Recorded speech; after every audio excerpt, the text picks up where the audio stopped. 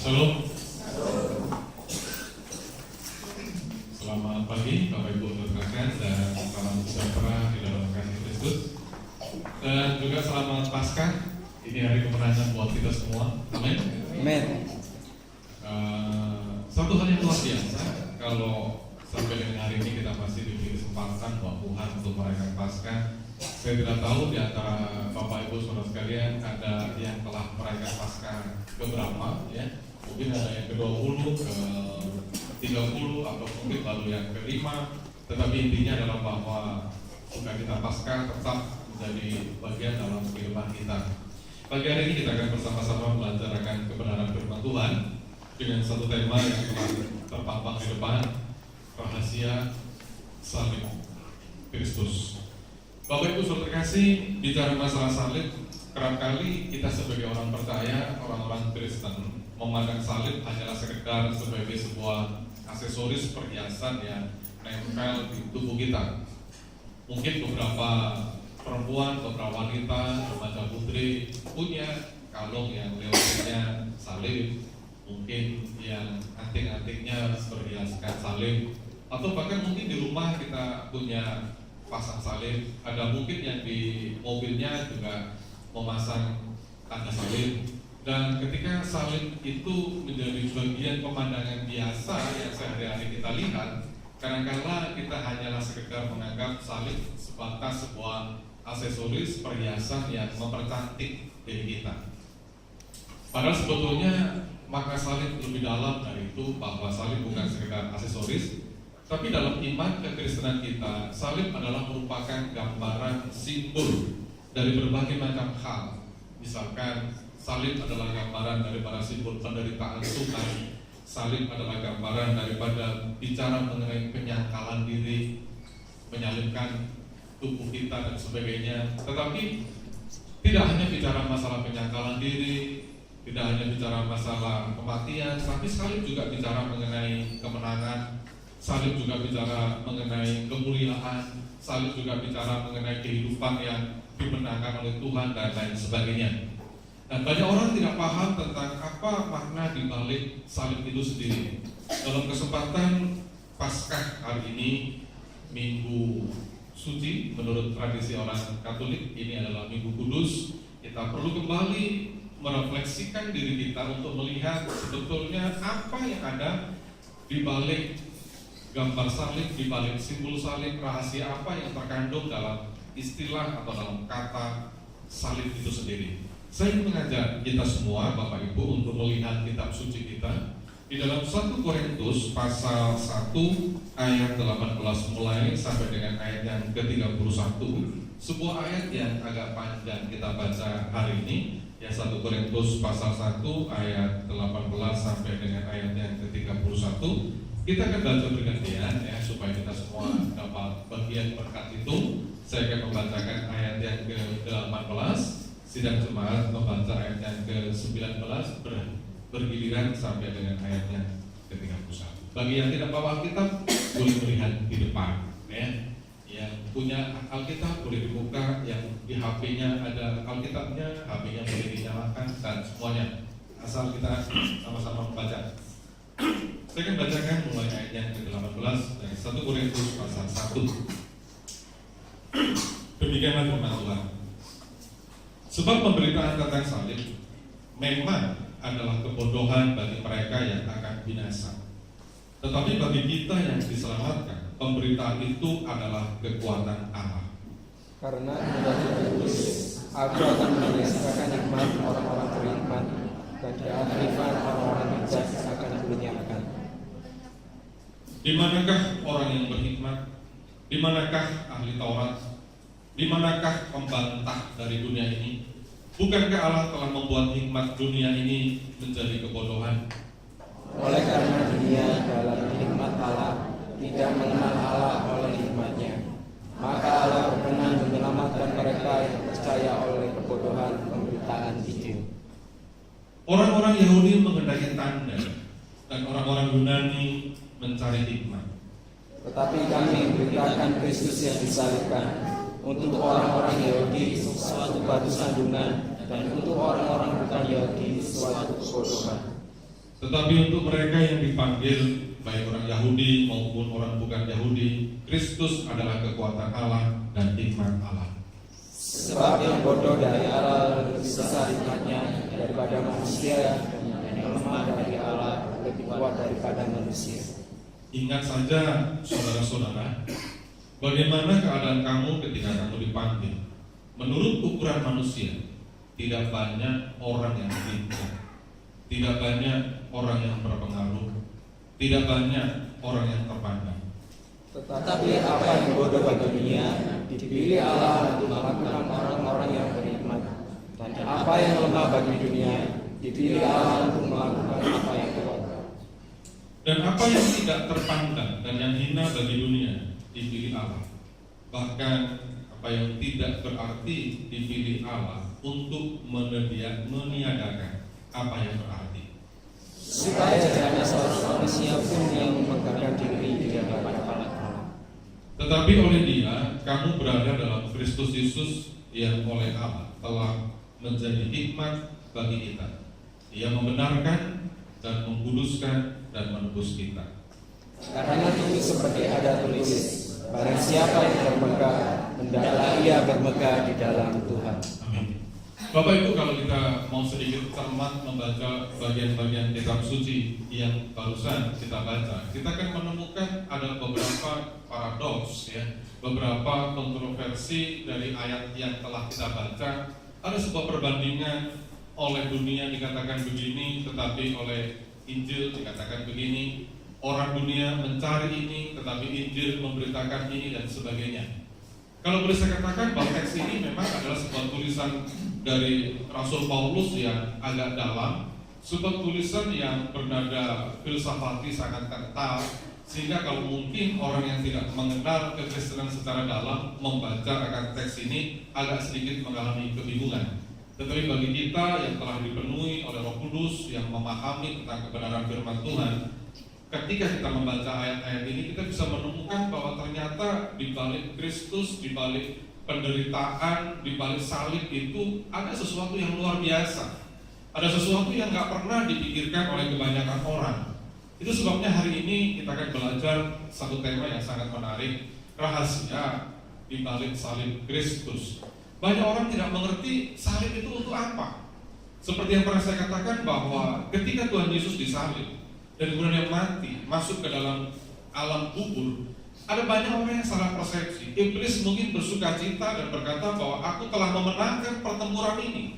Bukankah Mesias telah mati dan masuk ke dalam alam kubur? Mungkin orang-orang Yahudi yang membenci Tuhan Yesus juga berpesta pora. Kenapa? Karena musuh besar mereka, musuh bebuyutan mereka ternyata mati dan tidak bangkit dalam dan turun dari salib. Dia harus melihat Yesus yang menjadi Mesias itu harus dimasukkan ke dalam kubur dan sebagainya. Banyak orang yang salah persepsi tentang kematian Kristus. Tetapi sejarah membuktikan kepada kita 3 hari setelah kematian itu, pada Minggu pagi Yesus kemudian bangkit dan mematahkan semua anggapan, semua prasangka yang keliru tentang kematian Tuhan Yesus itu sendiri. Nah, berdasarkan teks yang kita baca, saya akan memperlihatkan kepada kita semua bahwa minimal kita melihat ada 3 rahasia di balik salib Kristus. Kita akan melihat yang pertama, Bapak Ibu Saudara kasih. Yang pertama kita melihat ada apa di balik salib Kristus. Yang pertama adalah kekuatan di balik salib Kristus. Coba kita melihat ayat-ayat ini sekali lagi. Saya akan bacakan. Ayat 18 sampai yang ke-20 dikatakan begini. Sebab pemberitaan tentang salib memang adalah kebodohan bagi mereka yang akan binasa. Tetapi bagi kita yang diselamatkan, pemberitaan itu adalah kekuatan Allah. Karena tertulis, aku akan membinasakan hikmat orang-orang berhikmat dan kearifan orang-orang bijak akan kulenyapkan, dan seterusnya. Bapak Ibu Saudara terkasih, ketika kita bicara tentang kekuatan di balik salib Kristus, kekuatan apa yang ada di situ? Bukankah salib itu merupakan sesuatu yang hina? Bukankah salib itu sesuatu yang kecil? Di dalam budaya orang-orang Romawi, Bapak Ibu, ketika orang mengatakan salib, itu adalah hukuman yang paling nista yang boleh dialami oleh orang-orang yang kesalahannya itu sedemikian luar biasa. Gambaran daripada kenistaan, gambaran daripada kelemahan, gambaran daripada ketidakberdayaan, itu adalah salib. Tapi kenapa firman Tuhan berkata apa? Di dalam salib, di balik salib, ada sebuah kekuatan yang luar biasa. Coba kita akan melihat, merenungkan ayat-ayat yang ada. Ayat yang ke-19 tadi berkata bahwa ada kekuatan. Kekuatan apa? Saya mau katakan begini Bapak Ibu. Dalam 1 Korintus pasal 1 ayat ke-20, ketika Tuhan memberikan tantangan peristiwa salib itu kepada orang-orang dunia, Paulus berkata begini, di manakah orang yang beriman? Siapa orang yang beriman? Pada masa itu orang-orang beriman adalah para filsuf. Pada masa itu orang-orang yang menekuni filsafat itu disebut sebagai orang-orang yang beriman. Zaman sekarang mungkin yang disebut dengan orang-orang beriman adalah para cendekiawan, para intelektual, orang-orang yang memikirkan banyak perkara-perkara yang susah. Dan kemudian Paulus memberi tantangan, mana orang-orang beriman ketika diperhadapkan kepada rahasia daripada salib Kristus? Paulus kemudian memberikan tantangan berikut, di manakah ahli Taurat, ahli-ahli agama? Kalau zaman sekarang mungkin para rohaniawan, pemimpin-pemimpin agama, di mana mereka? Bagaimana mereka bisa mengajarkan bahwa kekuatan, kehebatan justru terletak pada yang namanya salib? Bagaimana bisa mereka menjelaskan bahwa agama Kristen itu tidak perlu dibela? Bagaimana mereka bisa menjelaskan bahwa salib Kristus yang orang lihat sebagai sesuatu yang hina, orang lihat sebagai sesuatu yang lemah, orang lihat sebagai sesuatu yang tidak punya daya, tapi justru dengan salib itu banyak orang yang memperoleh kekuatan. Bagaimana penjelasan teologis mereka? Itu yang dikatakan Paulus. Kemudian dikatakan, di manakah pembantah dari dunia ini? Orang-orang yang skeptis, orang-orang yang selalu bertanya, benar nggak ini, benar nggak itu, dan sebagainya. Saudara, kalau kita sedikit mengamati keadaan dunia ini, bukankah tiga aspek ini, tiga hal ini yang seringkali juga mempertanyakan tentang salib Kristus? Beberapa waktu yang lalu orang mulai mempertanyakan, apa benar Yesus itu mati di kayu salib? Kemudian muncul film-film, ya kan? Pertama mungkin dulu tahun berapa 70-80 memang sudah ada film yang mempertanyakan ketuhanan Yesus. Film itu judulnya Jesus Christ Superstar. Tapi yang paling fenomenal adalah ketika tahun 2000-an seorang penulis yang menuliskan buku, ya, David Sikur, yang mengupas tentang sisi kemanusiaan Tuhan, yang mengatakan bahwa Yesus itu sebetulnya adalah bukan Tuhan, dia adalah manusia biasa, kemudian menikah dengan Maria Magdalena dan sebagainya. Kemudian akhir-akhir ini ada film-film yang juga meragukan tentang kebenaran firman Tuhan. Semua propaganda, semua kampanye, semua pengajaran, semua budaya dunia meragukan tentang keabsahan Yesus sebagai Tuhan dan Juru Selamat. Tetapi Paulus ingin bertanya buat mereka, ketika ada banyak orang skeptis, ketika banyak orang mempertanyakan tentang ketuhanan Yesus, justru kekristenan berkembang semakin luar biasa. Justru banyak orang yang bertobat oleh karena Kristus. Sehingga Paulus bertanya, mana mereka? Di manakah mereka ketika ada banyak orang bertobat, bertelut oleh karena percaya kepada Tuhan? Bagaimana kita dikuatkan dengan berbagai macam aniaya, kita tetap kuat? Di manakah mereka? Ini saya mau katakan bahwa salib adalah kekuatan yang membinasakan hikmat manusia. Saudara, mungkin saya pernah singgung di mimbar ini, manusia yang paling cerdas abad ke-21 itu namanya Stephen Hawking, seorang ahli fisikawan yang badannya cacat tapi otaknya brilian benar. Pada buku yang pertama, kalau tidak salah bukunya judulnya Big Bang atau apa begitu, dia memang sedikit menulis bahwa alam semesta pastilah ada yang mengatur, walaupun tidak langsung menunjuk ada Tuhan. Tapi buku yang kedua dari Stephen Hawking mengatakan bahwa Tuhan itu nggak ada. Dunia ini tercipta dengan sendirinya. Kemana-mana Stephen Hawking memproklamirkan bahwa dunia alam semesta nggak ada Tuhan. Tetapi pada saat yang sama kekristenan terus mengalami perkembangan. Banyak orang yang bertobat, tokoh-tokoh dunia banyak yang kemudian menerima Tuhan dan sebagainya. Ketika diperhadapkan kepada keadaan kondisi yang kayak begitu, pertanyaan Rasul Paulus sampai hari ini sangat relevan. Di manakah kekuatan dunia? Di manakah hikmat dunia? Bisa nggak ya hikmat dunia itu mengabaikan kebenaran-kebenaran yang terjadi bagi orang yang berlutut di bawah kaki Tuhan? Yang kedua, saudara, kalau kita melihat kekuatan di balik salib Kristus, bukankah kekuatan itu yang menyelamatkan orang percaya? Salib Kristus yang menyelamatkan orang percaya.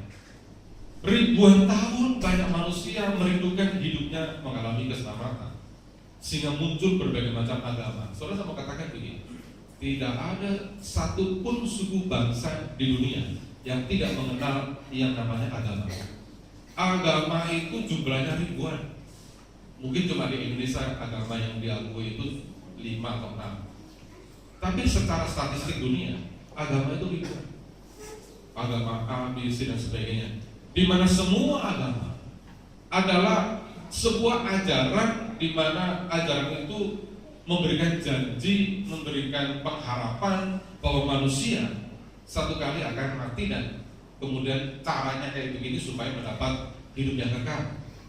Tapi saya mau katakan, hanya salib Kristus yang memberikan garansi, yang memberikan jaminan bahwa setiap orang percaya yang mendapat anugerah keselamatan yang bisa mendapatkan kehidupan yang kekal. Kisah para Rasul 4 ayat ke-12 berkata, di bawah kolong langit ini tidak ada satu nama pun yang olehnya kita diselamatkan. Ini rahasia yang pertama dari salib Kristus, bahwa di balik salib Kristus ada kekuatan yang membinasakan semua hikmat dunia, kekuatan yang memberikan keselamatan bagi orang percaya. Yang kedua, Bapak Ibu, kita akan melihat keajaiban pada salib Kristus. Saya akan bacakan ayat-ayat ini dalam 1 Korintus pasal 1 ayat 22 sampai yang ke-25. Dikatakan begini, orang-orang Yahudi menghendaki tanda dan orang-orang Yunani mencari hikmat, tetapi kami memberitakan Kristus yang disalibkan untuk orang-orang Yahudi suatu batu sandungan, dan untuk orang-orang bukan Yahudi suatu kebodohan. Tetapi untuk mereka yang dipanggil, baik orang Yahudi maupun orang bukan Yahudi, Kristus adalah kekuatan Allah dan hikmat Allah. Sebab yang bodoh dari Allah lebih besar hikmatnya daripada manusia yang lemah, dan dari Allah lebih kuat daripada manusia. Saya akan coba melihat beberapa ayat ini, Bapak. Alkitab tadi berkata firman, ada orang yang mencari tanda. Ya, orang Yahudi itu senang sekali akan yang namanya tanda. Apa sih tanda? Tanda itu adalah hal-hal yang berkaitan dengan hal yang bersifat supranatural. Nah, saya ingin berkata ini bahwa sebetulnya kecenderungan orang senang dengan tanda itu adalah kecenderungan orang timur, orang Asia. Senang sekali melihat sesuatu yang menggambarkan sesuatu yang supranatural. Mujizat lah, orang dianggap sebagai sesuatu yang luar biasa apabila orang itu memiliki hal-hal yang luar biasa. Ya, jauh-jauh lagi tadi Indonesia, tayangan-tayangan televisi, ya kan, selalu memberikan gambaran bahwa kalau ada orang yang memiliki kekuatan supranatural, itu orang senang sekali. Mujizat, ya kan? Orang mati bisa dibangkitkan, itu mereka senang sekali. Nah, orang-orang Yahudi ketika melihat Yesus yang katanya Mesias, dia pengen melihat tanda. Mana kehebatan Tuhan Yesus? Kalau dia memang luar biasa, mestinya dia turun dari salib, kemudian mengirimkan bala tentara sorga untuk membunuh orang-orang Romawi, dan kemudian dia menabiskan dirinya, menobatkan dirinya menjadi raja. Tapi mereka tidak menemukan itu. Dia melihat Yesus terlentang di atas kayu salib dengan semua kelemahannya, bahkan kemudian dia mati, masuk ke dalam kubur, habis perkara. Mana itu? Banyak saya tidak habis pikir kalau misalkan zaman sekarang ada banyak orang-orang Kristen yang masih memiliki konsepsi iman seperti orang-orang Yahudi, bahwa kekristenan hanya sekedar mencari tanda. Kalau nggak ada mujizat, saya nggak menjadi orang Kristen. Ini iman yang dangkal, Bapak Ibu. Berapa banyak orang Kristen yang terkecoh, iya kan? Melihat hamba Tuhan yang luar biasa. Kenapa? Karena sekedar dia bisa melakukan mujizat, sekedar mampu menyembuhkan, sekedar bisa membangkitkan orang mati, sehingga orang berduyun-duyun, berpondong-pondong. Ini adalah sesuatu yang saya pikir kurang dewasa imannya. Tadi Paulus berkata bahwa bagi orang Yahudi yang hanya sekedar mencari tanda salib Kristus, itu suatu batu sandungan, satu yang membuat orang itu terjengkal, sesuatu yang membuat orang itu terjatuh, karena dia melihat nggak ada apa-apanya kok kekristenan itu, gitu loh. Coba kita masih ingat ya, ketika Ponari, seringkali saya singgung ya, ketika Ponari mendapatkan batu petir. Ada di sini yang punya batu petir gitu ya, mungkin di sini banyaknya batu akik, batu gede-gede gitu ya. Nah, ketika Ponari punya batu petir, kemudian batu itu dimasukkan ke dalam air, diminum, orang banyak sembuh. Saya bisa melihat ribuan orang berpondong-pondong untuk datang kepada Ponari untuk mendapatkan kesembuhan. Berapa kali kita terpukau melihat ada hamba Tuhan yang bisa melakukan mujizat yang luar biasa. Kaki panjang sebelah didoakan menjadi panjangnya sama. Dengan minyak urapan misalkan bisa usir setan, genderuwo dan lain sebagainya. Itu membuat kita menjadi terpukau. Bukankah itu adalah warisan daripada orang-orang Yahudi, bahwa mereka mencari Tuhan hanya sekedar untuk mencari tanda? Apa tandanya? Apa keajaibannya? Dan Paulus mengatakan ketika kita menjadi orang Kristen sekedar untuk mencari tanda, kita akan tersandung, kita akan jatuh, kita nggak akan bisa progres itu menjadi orang yang dewasa di dalam Tuhan. Saya mau katakan, kalau Bapak Ibu sakit, kemudian berdoa, nggak sembuh-sembuh, terus berkata begini, ngapain saya menjadi orang Kristen? Kenapa? Karena saya sakit dan saya berdoa, ternyata sakit saya nggak disembuhkan. Itu iman yang hanya sekedar mencari tanda. Anda punya usaha, usaha Anda kemudian mengalami kebangkrutan, kemudian Anda berpikir dengan berdoa tanpa bekerja, dengan berdoa tiba-tiba ada mujizat, ya, usahanya dimajukan dan kemudian laris dan sebagainya. Saya mau katakan, nggak ada beda gereja dengan gunung kami kalau kita punya konsep kayak begini. Yang utama adalah kita mencari salib Kristus. Amin Bapak Ibu. Amin. Tapi bukan berarti kita mengabaikan mujizat. Enggak, kita masih percaya mujizat. Kita percaya bahwa doa itu penuh kuasa. Tapi itu bukan yang utama di dalam kekristenan. Kita harus bisa memprioritaskan mana yang utama, mana yang enggak. Bukankah banyak orang Kristen yang kecewa oleh karena doanya nggak dijawab Tuhan, oleh karena sakit penyakit yang tidak sembuh-sembuh, oleh karena persoalannya nggak selesai-selesai. Kita mengharapkan seperti itu. Hari ini saya mengatakan bahwa orang-orang yang sekedar mencari hal-hal yang supranatural, orang-orang yang hanya sekedar mencari tanda, orang itu akan mendapatkan batu sandungan ketika melihat salib Kristus.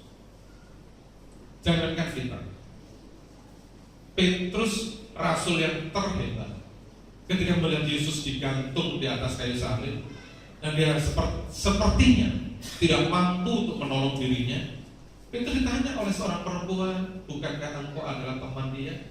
Petrus dengan tega menjawab, bukan, maaf, aku tidak mengenal dia. Karena konsep dia yang namanya Mesias itu memberikan mujizat-mujizat yang luar biasa. Yang kedua, kalau orang-orang Yahudi mencari tanda, orang-orang Yunani mencari hikmat, mencari hal-hal yang mengandalkan logika, sesuatu yang masuk akal, yang real dan sebagainya. Saudara, kita hidup dalam dunia modern. Logika, rasionalitas itu menjadi pilihan utama dalam menentukan semua persoalan. Saya ingin ingatkan buat kita semua, ada nggak yang pernah nonton film kartun Scooby-Doo? Ya kan? Pasti nonton ya. Itu film kartun era 80-an, sekarang muncul kembali ya, Scooby-Doo ya. Saudara bisa lihat cerita itu. Dalam cerita Scooby-Doo itu selalu diceritakan awalnya ada sebuah misteri, ada hantu lah, ya, ada makhluk gentayangan, ada ini itu dan sebagainya. Kemudian cerita mulai berlanjut. Si anjingnya itu ya, kemudian dengan beberapa temannya mulai dikejar-kejar hantu, mulai menyelidiki, dan ujung-ujungnya kemudian diketemukan bahwa ternyata hantu itu adalah permainan teknologi lah, permainan orang jahat yang menyamar dan sebagainya. Saudara tahu nggak? Apa pesan daripada film ini? Film Scooby-Doo. Ini adalah film yang lahir dalam dunia modern. Film Scooby-Doo memberikan pesan moral kepada setiap penontonnya bahwa tidak ada persoalan, tidak ada sesuatu yang misteri yang tidak bisa dipecahkan oleh logika. Jadi semua didasarkan pada logika, semua didasarkan pada hikmah. Tidak ada sebuah persoalan pun yang nggak bisa dipecahkan oleh yang namanya rasionalitas manusia, yang namanya hantu, yang namanya gendruwo, yang namanya ini itu dan sebagainya, bisa dijelaskan oleh yang namanya logika manusia. Saya kasih contoh lagi. Dulu pada sekitar tahun 80-an ada film judulnya Ghostbusters. Itu film cerita dari beberapa orang ya, yang pekerjaannya itu memburu hantu. Tapi perbedaan antara Ghostbusters dengan dukun di Jawa adalah, kalau dukun di Jawa ngejar hantu dengan pakai kemenyan, ya kan, omat kamit dan lain sebagainya. Tapi Ghostbusters ngejar hantu pakai alat semacam vacuum cleaner yang ditaruh di punggungnya. Begitu ada hantu, vacuum cleanernya di-setel, hantunya itu kesedot masuk ke dalam vacuum cleanernya, terus dibuang ke tempat antah berantas sana. Apa pesan moral dari film ini? Sama, ingin menjelaskan bahwa tidak ada persoalan yang misteri di dunia ini. Semua bisa dipecahkan oleh yang namanya akal manusia. Pesan humanistiknya jelas sekali, mendewakan logika manusia. Bukankah itu semangat dari orang-orang Yunani? Ketika mencari agama, mencari kepercayaan, yang mereka cari adalah hikmat, sehingga muncul para filsuf dan sebagainya.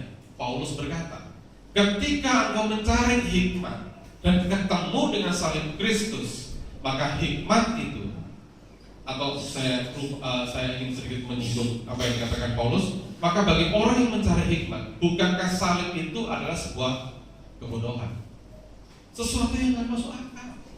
Bukankah banyak orang yang menilai kekristenan sesuatu yang tidak masuk akal, yang tidak bisa diterjemahkan dengan logika kita? Misalkan, berapa orang percaya dalam dunia ini, berapa agama, ketika mendengar ajaran kekristenan bahwa kita selamat hanya oleh karena percaya, orang bingung. Kok bisa? Mana mungkin, gak masuk akal. Kalau hanya karena percaya orang bisa selamat.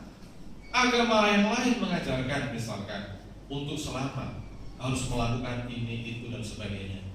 Ada ritual-ritual tertentu, ya, ada upacara-upacara tertentu.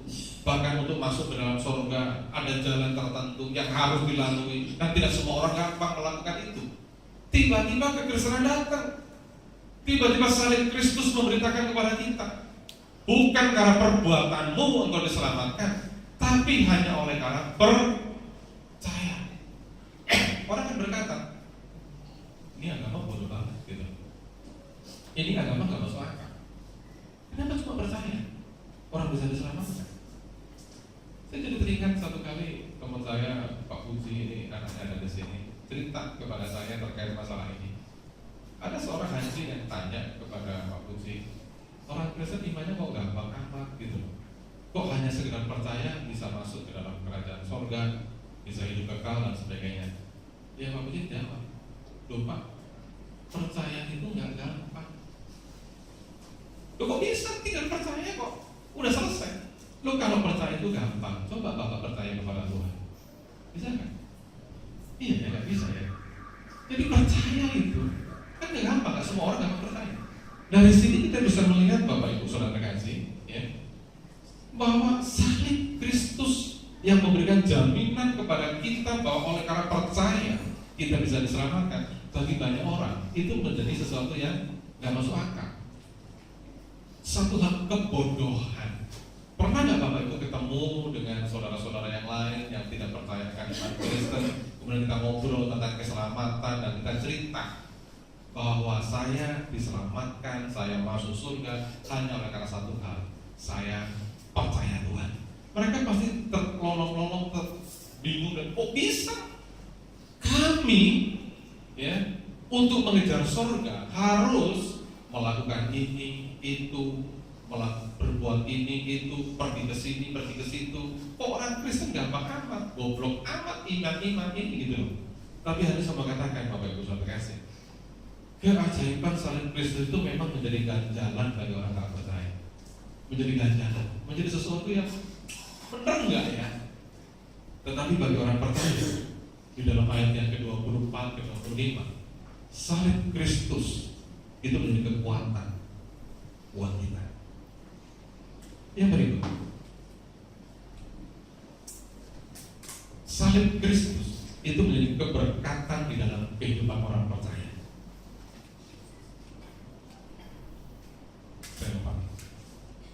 Saudara perhatikan baik-baik. Salib itu gambaran sesuatu yang hina, ya kan? Salib gambaran sesuatu yang memberikan penghukuman kepada kita. Tapi Alkitab menceritakan bahwa ternyata salib itu justru memberikan keberkatan dalam kehidupan kita. Coba kita mungkin melihat kembali pada ayat yang sebentar saya tarik, yang nanti saya bisa minta tolong Markus bawa Alkitab ya. Saya akan minta tolong untuk membacakan kembali beberapa ayat yang supaya kita lebih paham.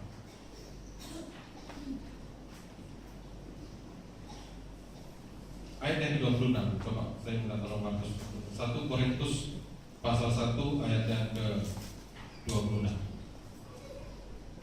Bila firman Tuhan, ingat saja saudara-saudara, bagaimana keadaan kamu ketika kamu dipanggil menurut ukuran manusia. Tidak banyak orang yang bijak, tidak banyak orang yang berpengaruh, tidak banyak orang yang terpandang.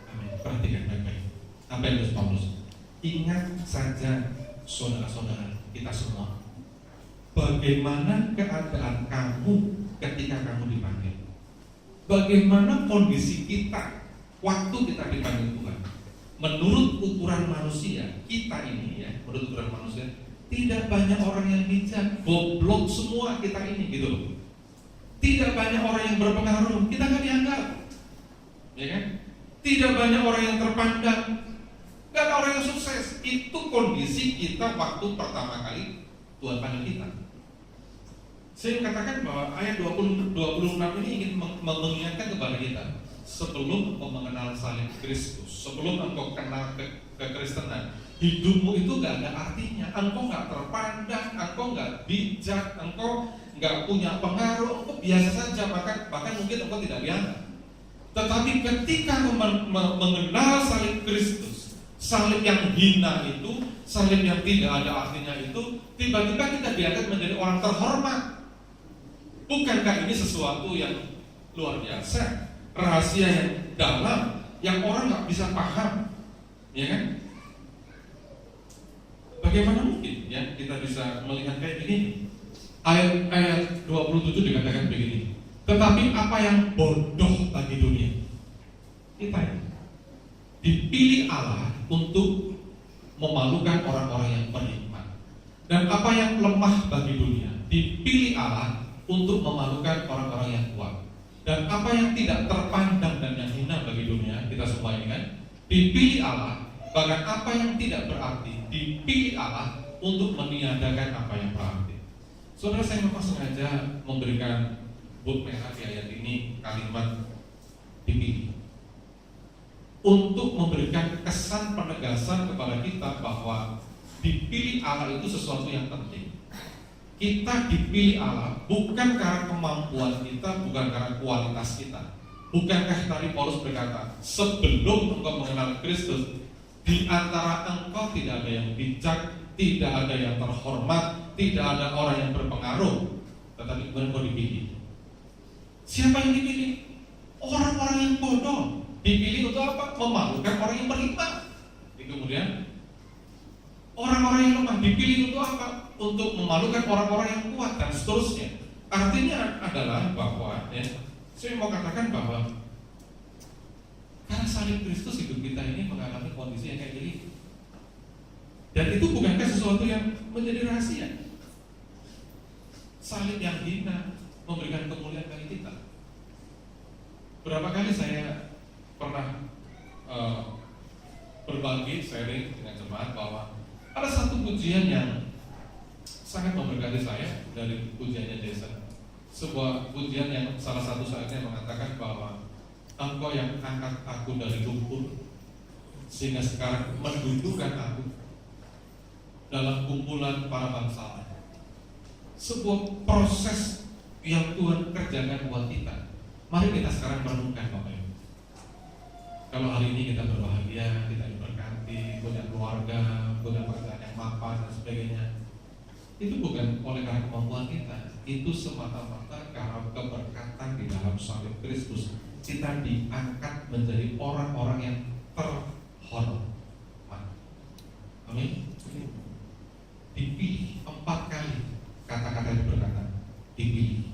Engkau dipilih untuk menjadi orang-orang yang terhormat.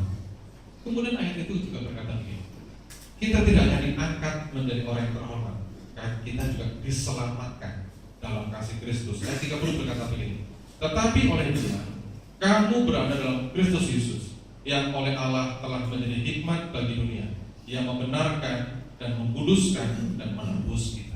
Membenarkan, mengkuduskan dan menebus kita. Banyak dari kita yang sebetulnya kalanya masuk dalam kerajaan surga. Tadi malam dalam ibadah penghiburan di rumahnya Pak Juri, saya bilang bahwa manusia itu punya kecenderungan berbuat dosa. Tidak ada satupun dari kita itu yang pernah diajar bohong, tapi kita bisa bohong. Kita nggak pernah diajar untuk maling, kita kadang-kadang bisa mencuri. Kita nggak pernah diajar untuk ngomong kasar, nyakitin, tapi kita bisa melakukan itu semua. Kenapa? Karena kita adalah manusia yang punya kecenderungan berbuat dosa. Tetapi perhatikan ayat ini, Dia yang membenarkan, Ia yang mengkuduskan kita, Ia yang menebus kita.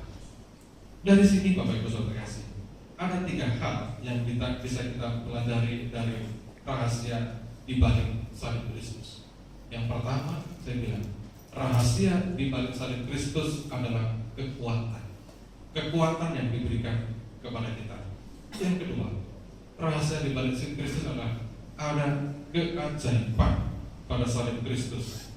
Sesuatu yang orang lain gak pernah pikirkan itu terjadi dalam kehidupan kita.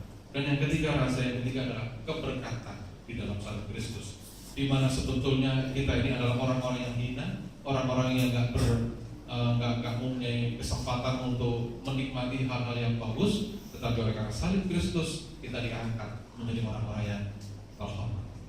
Biarlah Paskah pada saat ini memberikan kekuatan buat kita bahwa salib Kristus bukan sekedar perhiasan, bukan sekedar aksesoris, tapi salib Kristus yang merubah kualitas kehidupan kita dari kehidupan yang tidak ada artinya menjadi kehidupan yang penuh kemenangan dan berkualitas. Tuhan memberkati.